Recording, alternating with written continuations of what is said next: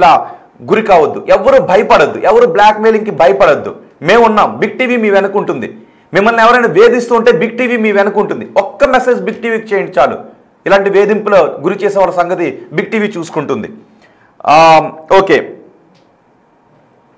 ఇద్దరిని కఠినంగా శిక్షించాలి అని కామెంట్ చేశారు. ఎస్, నిజంగా కనుక వేధింపులతో ఒక స్టూడెంట్, ఎంతో భవిష్యత్తు ఉన్న స్టూడెంట్ ఇలా వేధింపులతో చచ్చిపోతే పాపం ఎంత మనస్తాపానికి గురై ఉంటాడు. ఒకసారి ఆ చార్ట్ చూద్దాం. నేను ఒకసారి మీకు ఆ చార్ట్ చదివి వినిపిస్తాను. అందులో ఉన్న ఆ చార్ట్ను కూడా మీరు చదవచ్చు. బిగ్ టీవీ స్క్రీన్ పైన ప్లే అవుతుంది. ఆ చార్ట్ను చూసిన తర్వాత మీకున్న డౌట్స్ చెప్పండి. ఎందుకంటే కొన్ని లైన్స్ నాకు చాలా ఇబ్బందిగానే అనిపించాయి. కొన్ని లైన్స్ ఇబ్బందిగానే అనిపించాయి.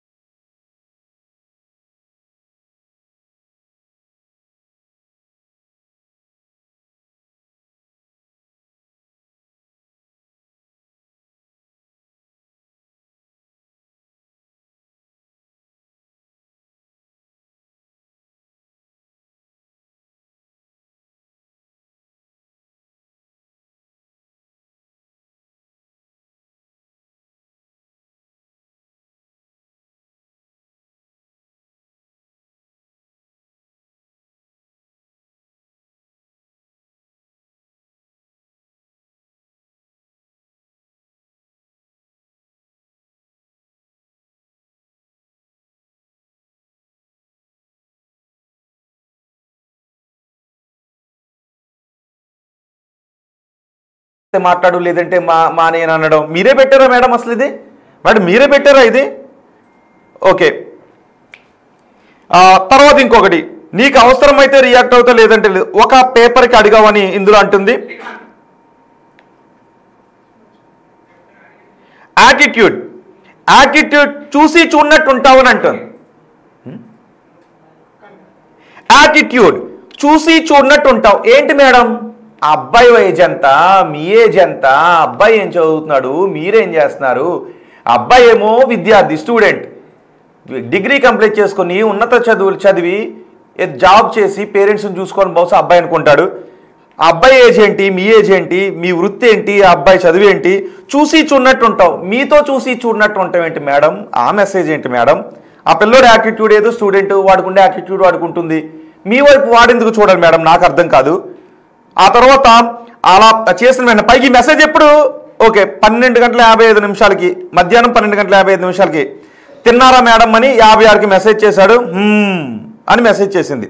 ఆ తర్వాత నా మీద జాలి వేయదారా అని మేడం అడిగింది. మీ మీద జాలి ఎందుకు మేడం? నాకు అర్థం కాదు. మీ మీద జాలి ఎందుకు మేడం? నాకు అర్థం కాదు. అబ్బాయి ఏమో స్టూడెంట్, ఆ అబ్బాయికి చదువు రాకపోతే మీరు చదువు చెప్పాలి. ఆ అబ్బాయికి బుద్ధి రాకుండా బలాదూరు తిరుగుతూ ఉంటే మీరు జ్ఞానం చెప్పాలి. మీ మీద జాలి ఎందుకు మేడం? నాకు అర్థం కాదు. ఓకే, ఆ తర్వాత ఇంకొక మెసేజ్ ఏం పెట్టింది? నాకేస్తది. ఓహో, ఇప్పుడు నాకు అర్థమైంది. నా మీద జాలి వేయదారా, నాకేస్తది తెలుసా, ఛీ, ఇక నేను మారను అనిపిస్తుంది. అబ్బో, ఏంటిది? నా మీద జాలి వేయదారా అని పెట్టింది. నాకేస్తది తెలుసా, నాకు నీ మీద జాలి వేస్తుంది తెలుసా. ఓకే, ఛీ, ఇక నేను మారను అనిపిస్తుంది. అంటే ఆమె నేను ఇక మారను అని అనిపిస్తుందని, అంటే అబ్బాయి మీద తనకేదో ఫీలింగ్ ఉంది, నేను మారని అనిపిస్తుంది. తర్వాత ఏదో పేరు రాసింది. శైలు అలా అలవాటు అయిపోయిందో తెలీదు. అదే ధైర్యం కాస్త నాకు ఇమ్మని అడుగురా, నీ మాట వింటాది. ఒక పేరు రాశారు, ధైర్యం నాకు ఇమ్మని చెప్పరా, నీ మాట వింటాదండి. ఆ తర్వాత ఏంటి మేము ఆ మాటలు అన్నాడు. ఓకే, చూసారా, ఏంటి మేము ఆ మాటలు అని అడిగాడు. అందులో ఒక చార్ట్లో ఒకసారి శ్రీకాంత్ ఆ చార్ట్ని ప్లే చేయి. అందులో ఏంటి మేము ఆ మాటలు అంటాడు. ఇదిగో మీరు చూస్తున్నది. ఓకే, లెటర్ కూడా, అంటే కంప్లైంట్ లెటర్ కూడా, అందులో కంప్లైంట్ లెటర్ కూడా మీకు చూపిస్తాను. ఏంటి మేము ఆ మాటలు అంటాడు ఈ స్టూడెంట్. ఏంటి మేము ఆ మాటలు అంటే, ఏమో తెలీదు, అస్సలు నచ్చట్లేదు, ఒక ప్రామిస్ చేస్తావా. ఒక పేరు రాశారు అక్కడ,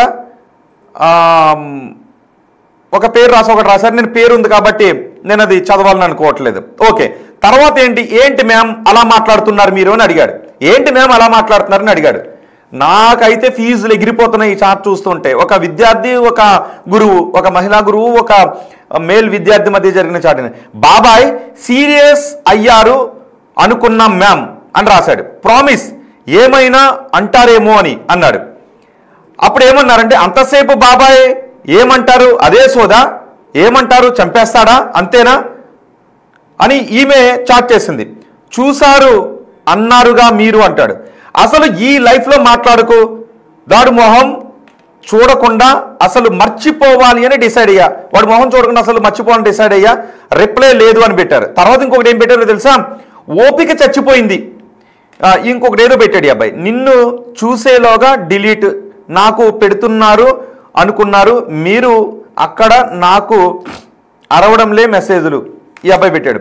ఓపిక చచ్చిపోయింది, అన్నిసార్లు అట్లీస్ట్ గుడ్ మార్నింగ్ మెసేజ్ కూడా పెట్టలేవా, ఏమో నా వల్ల ఇక అవ్వడం లేదు అని ఒక మెసేజ్ పెట్టింది. చూసారు, అది ఓపిక చచ్చిపోయిందంట ఆమెకి.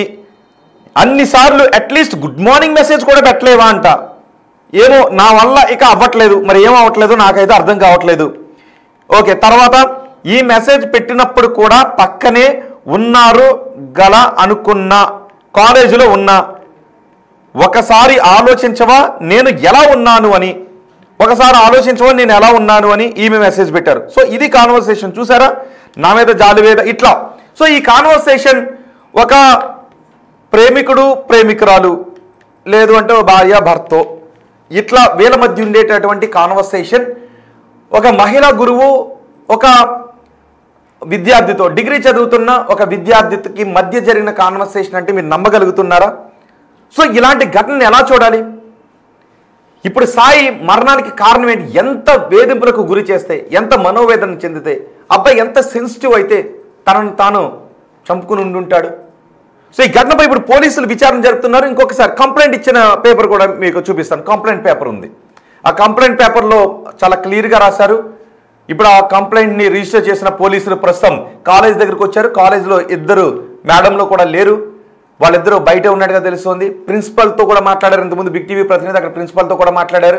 ప్రిన్సిపల్ ఇన్వెస్టిగేషన్ చేస్తున్నా ఉన్నారు. ప్రిన్సిపల్ ఎక్కడ ఖండించలేదు, చూసారా, ఇదేమీ కాదు, అలాంటి వాళ్ళు కాదు అని ఎక్కడ చెప్పలేదు. సో ఆయన అంటే ఆయన కూడా తెలుసు, డౌట్ ఉంది ఆమె మీద, అందుకే మేము ఎంక్వైరీ చేస్తున్నామని ప్రిన్సిపల్ కూడా అన్నాడు. మరి చూద్దాం ఏం జరుగుతుందో. ఇంకొకరు కమెంట్ చేశారు, సార్ ఆవిడ బాగానే ఉంది, బట్ ఆ అబ్బాయి చనిపోయాడు అని చెప్తున్నారు. సో మీరు చేయాల్సింది ఆ అబ్బాయికి హెల్ప్ చేయండి. ఓకే, అబ్బాయి కాదు అంటే సెన్సిటివ్ మనస్తత్వం ఉన్నవాళ్ళు, సున్నిత మనస్తత్వం ఉన్న వాళ్ళు అబ్బాయిల్లో ఉంటారు, అమ్మాయిల్లో ఉంటారు.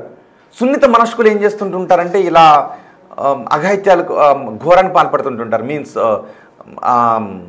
ఆత్మార్పణ చేసుకునే విధంగా ఎవరికి చెప్పుకోలేక బలవన్మరణానికి పాల్పడుతుంటుంటారు. సో దారుణం కదా. వాళ్ళ పేరెంట్స్ ఎలా ఉంటారో ఆలోచిస్తారా? చనిపోయాడు కదా, ఏదో చిన్న గొడవని మానేస్తావా? అలా అనుకుంటే ప్రతి దాన్ని వదిలేస్తాం కదా, అలా అనుకుంటే ప్రతి దాన్ని వదిలేస్తాం కదా. ఎంతో భవిష్యత్తు ఉన్న అబ్బాయి కదా. వాళ్ళ పేరెంట్స్ ఇప్పుడు ఏమైపోతారు? తట్టుకోగలుగుతారా పేరెంట్స్? మనం వాళ్ళ పేరెంట్స్ యాంగిల్ నుంచి కదా ఆలోచించాలి. చదువు చెప్పాల్సిన గురువులు ఇలాగా బిహేవ్ చేయటం చూద్దాం. మరి ఒకసారి మీ అభిప్రాయం కామెంట్ చేయండి. అదే స్కూల్లో ఉన్న మిగిలిన విద్యార్థులు కూడా కామెంట్ చేయండి ఒకసారి ఆ ఇద్దరు లెక్చరర్స్ గురించి.